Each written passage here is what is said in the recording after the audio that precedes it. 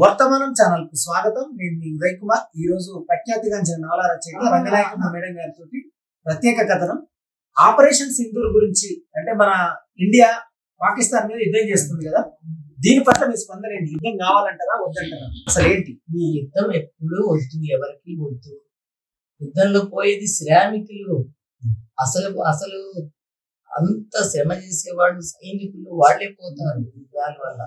మామూలు పని పేద ప్రజలు పోతాయి. అసలు నిజం కాశ్మీర్లో అంత భాగాన్ని భారత్ ఎందుకు ఆక్రమించాలి? ఎందుకు అదొక రాజ్యం? దాన్ని రాజ్యంగా ఉంచవచ్చు కదా. ఎందుకు ఆక్రమించారు? వీళ్ళు ఆక్రమించారు, వాళ్ళు సగం వాళ్ళు ఆక్రమించారు. మరి అవి ఆక్రమణల వల్ల యుద్ధాలు వస్తాయి. దాని మీద ఎవరు మాట్లాడటం లేదా?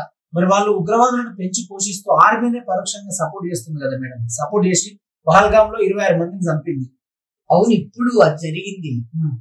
ఇప్పుడు జరిగింది, అంతకు ముందు జరగక ముందే కదా వీళ్ళు చేశారు కాశ్మీర్ ని.